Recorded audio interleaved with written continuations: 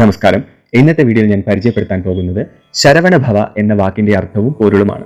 നമുക്ക് എല്ലാവർക്കും അറിയാം, ശരവണഭവ എന്നാൽ മുരുകന്റെ മന്ത്രമാണ്. ശരിക്കും എന്താണ് ശരവണഭവ?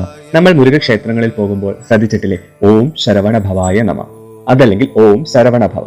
എന്താണ് ശരിക്കും ഈ വാക്കിൽ അർത്ഥമാക്കുന്നത്? ഓം ശരവണഭവ എന്ന മന്ത്രം ജ്ഞാനമൂർത്തിയായ മുരുകൻ എന്ന സുബ്രഹ്മണ്യനെ പ്രതിനിധീകരിക്കുന്നു.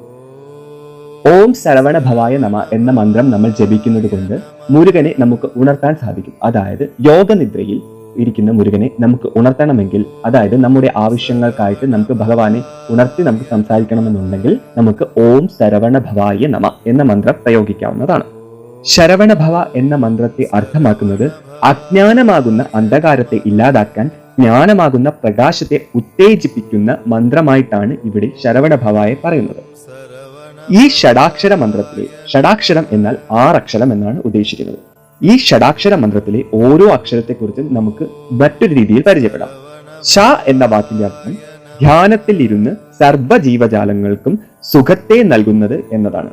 ഷ എന്ന ബീജാക്ഷരം യഥാർത്ഥത്തിൽ ശങ്കരനെ, അതായത് ശിവനെ പ്രതിനിധീകരിക്കുന്നു. ഭഗവാൻ മുരുകൻ ശിവസുബ്രഹ്മണ്യൻ എന്നും അറിയപ്പെടുന്നു. ര എന്ന വാക്കിന്റെ അഗ്നി ബീജമാണ് ര എന്ന വാക്കിന്.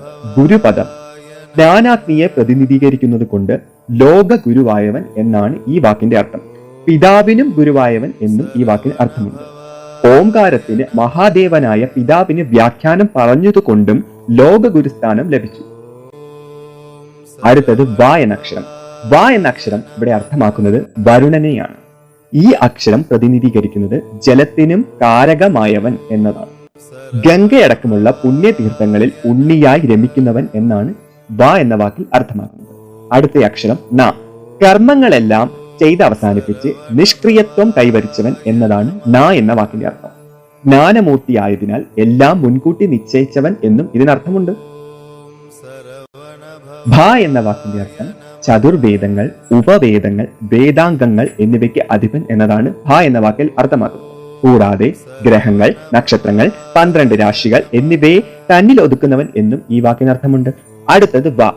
ശരവണഭവയിൽ 2 വ പറയുന്നുണ്ട്. അതിലെ ആദ്യത്തെ വായിൽ പറയുന്നതും രണ്ടാമത്തെ വായിൽ പറയുന്നതും ഏകദേശം ഒന്ന് തന്നെയാണ്.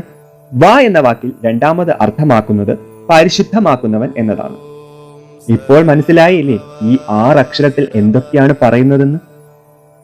മുരുകന്റെ ശരവണഭവ എന്ന അക്ഷരത്തെ പ്രതിനിധീകരിച്ച് മുരുകന് 6 പടവീടുകളുണ്ട്. ഏതൊക്കെയാണ് 6 പടവീടുകൾ എന്നറിയാമോ? 1 പഴനി, 2 സ്വാമിമലൈ. സ്വാമിമലൈ തിരുവേഗരകം എന്നും അറിയപ്പെടുന്നു. അടുത്തത് തിരുപ്പരംകുണ്ട്രം, തിരുത്തണി, പഴമുതിർച്ചോല, തിരുച്ചെന്തൂർ എന്നിവയാണ്. തന്റെ സർവ്വവ്യാപിതത്വത്തെ വ്യക്തമാക്കിക്കൊണ്ട് പഴനിയിൽ മുരുകൻ മലയിലും, തിരുത്തണിയിൽ കുന്നിലും, സ്വാമിമലയിൽ നദീതീരത്തും, തിരുപ്പരംകുണ്ട്രത്തിൽ ഗുഹയിലും, പഴമുതിർച്ചോലയിൽ കാട്ടിലും, തിരുച്ചെന്തൂരിൽ കടലിലുമാണ് മുരുകൻ സ്ഥിതി ചെയ്യുന്നത്. നമ്മളൊക്കെ സ്ഥിരം കാണുകയും കേൾക്കുകയും വായിക്കുകയും ഒക്കെ ചെയ്യുന്ന ഈ 6 അക്ഷരത്തിന് ഇത്രയും അർത്ഥങ്ങളുണ്ടെന്ന് ഇപ്പോൾ മനസ്സിലായില്ലേ? ഇതുപോലെ ഒരുപാട് ജ്ഞാനത്തിന്റെയും അറിവുകളുടെയും സ്രോതസ്സാണ് നമ്മുടെ മുരുകൻ. മുരുകനായി എഴുതപ്പെട്ടിരിക്കുന്ന അല്ലെങ്കിൽ മുരുകൻ പ്രവചിച്ചിരിക്കുന്ന ഓരോ മന്ത്രത്തിനും ഓരോ ശ്ലോകത്തിനും അതിൻ്റെതായിട്ടുള്ള അർത്ഥതലങ്ങളുണ്ട്. അടുത്ത വീഡിയോയിൽ പുതിയൊരു മന്ത്രാക്ഷരത്തെ പരിചയപ്പെടുത്തുന്നതായിരിക്കും. മുരുക ഭഗവാന്റെ വിശേഷാൽ ദിവസങ്ങൾ, വിശേഷാൽ പൂജകൾ, പൂജാവിധികൾ, വ്രതങ്ങൾ, ധ്യാന ശ്ലോകങ്ങൾ, മന്ത്രങ്ങൾ, മുരുക പുരാണ തത്വങ്ങൾ എന്നിവയറിയാൻ മുരുക ഭക്തിയിൽ താല്പര്യമുള്ളവർക്ക് എൻ്റെ യൂട്യൂബ് ചാനലും ഇൻസ്റ്റാഗ്രാം പേജും ഫോളോ ചെയ്യാവുന്നതാണ്. ഡിസ്ക്രിപ്ഷനിൽ ഞാൻ ലിങ്കുകൾ കൊടുത്തിട്ടുണ്ട്.